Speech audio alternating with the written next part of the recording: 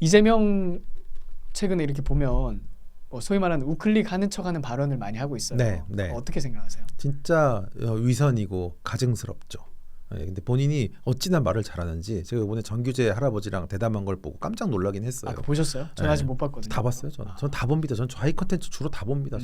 좌익 콘텐츠 한 80% 보는 것 같아요. 잠깐 그러면 정규재 아저씨랑 정규재님이랑 그 이재명이랑 얘기한 거 네. 그거 느낀 점은 혹시 어떠셨어요? 뭐 보는데 깜짝 놀랐다니까요. 왜냐하면 말을 너무 잘해요. 이재명에 대해서. 이재명이가 근데 일단 정규재 선생님에 네. 대해서도 비판하는 사람들이 많이 있잖아요. 많죠. 네. 저도 비판하는데요. 근데 그걸 떠나서 일단 이재명 얘기만 하자면 얘가 정말 성남시장 때부터 온갖 정말 좌충우돌 인생이잖아요.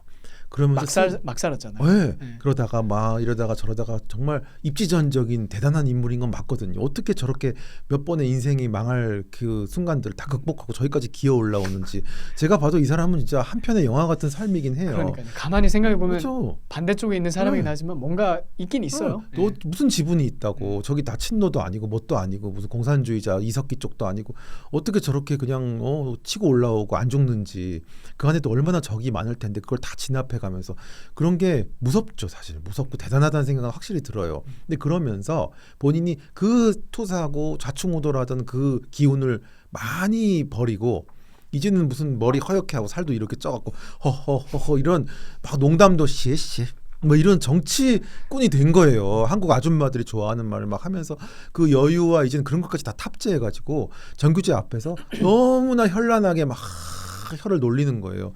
진짜 꼴 보기 싫더라고요.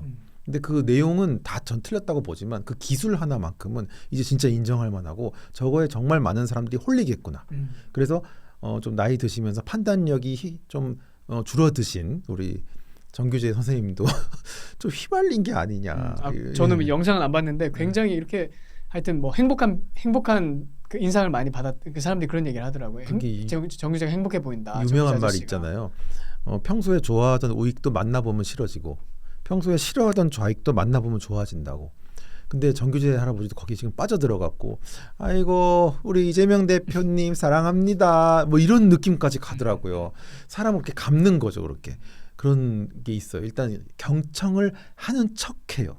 그게 되게 기술이거든요. 딱 들으면서 저도 뭐 심각하게 생각하고 있었고요. 이게 너무 꼴보기 싫은 거예요. 하나도 심각하게 생각하지 않아요. 그 인간은 본인이 대통령이 되고 권력을 누릴 생각밖에 없는 인간이에요. 근데 거기에 가는 길에 있어서 가장 최적의 행동을 계속 그 말과 행동을 하는 사람인데 그게 점점 진화를 해서 이제는 기술자, 대중 상대 연설 대담 기술자가 됐다고 보는 거예요. 굉장히 위험한 사람이라고 생각합니다. 그럼 나름대로 굉장히 노예한 그런 정치인의 스킬을 가지고 있는 거네요. 보시면 그러니까 이재명의 장점도 있어요. 장점이 뭔가 하면 얘가 만약에 대통령이 되면 우리가 생각한 것만큼 막 나라를 막 포퓰리즘을 하고 다 망하게 하고 북한에 막 붙어먹고 이럴 인물은 아니다. 그건 제가 이제 느껴지더라고요. 왜냐하면 그렇게 해서 본인한테 이익이 될 게 없어요. 이 사람은 본인이 잘 살고 잘 먹고 잘 살고 떵떵거리고 자기가 대장이 되고 싶은 거에 포커싱이 된 인물이라서 대통령이 된다면 갑자기 한미관계가 중요하고 뭐 이럴 수도 있어요. 그게 자기 지지율에 도움이 되니까. 네, 그냥 그 상황에서 어차피 개딸들 자기 진영 사람들 자기를 다 좋아하거든요. 걔네들은 뇌가 없어요. 인물을 추종해요. 그래서 아무 말이나 해도 다 좋아해요. 태극기 집회 이재명이 나와도 따라 나올 애들이에요. 저는 그렇게 봐요. 왜냐하면 이게 지능성이 발달이 안 돼 있기 때문에. 근데 걔네들 좋아할 일을 뭐하러 계속 하겠어요. 어차피 좋아하는데 나 같아도 그러겠다. 이 여자는 날 무조건 좋아해. 그러면 이제 새로운 여자가 좋아할 말을 하기 시작하겠죠. 그래서 오히려 이쪽 정책을 더 많이 하지도 않을까 저 뱀 같은 인간이 이런 생각도 들어요. 오히려 역설적으로. 네. 그리고 민주당 자체도 이건 제가 요새 드는 생각인데 기득권 돼지화가 돼 있다고 봅니다. 그래서 민주당 인물들조차도 옛날같이 엄청난 강성 사상범 좌익 같은 게 느껴지지가 않아요. 그냥 국민의힘 중간지대랑 합쳐놔도 아무 위화감이 없을 정도로 돈밖에 모르는 자본주의 기득권들이 막 득실득실한 당이 돼갖고 그냥 이재명이랑 같이 그냥 이상한 짓이나 하면서 나라를 그렇게 폭풍 말아먹는 짓은 안 할 수도 있지 않을까라는 그게 장점의 생각은 듭니다. 근데 단점은 그래봤자 나라는 망하는 거죠. 그럼 아까 말씀하신 대담 중에 아니면 뭐 이재명 최근 발언도 좋고요. 이 사람 하는 이거는 완전 진짜 거짓말이다. 이거는 정말 마음에 없는 얘기를 했다. 그 예시를 한 몇 개 들어주실 수 있을까요? 통째로 다 거짓말이라고 봅니다. 통째로. 제가 제일 많이 하는 말이 이거예요. 성장, 혁신 성장과 그 다음에 따뜻한 분배, 분배적 성장. 성장적 분배 이런 말을 해요. 거짓말이잖아요. 그건 상호 모순된 네, 말이잖아요. 절대 존재할 수가 없죠.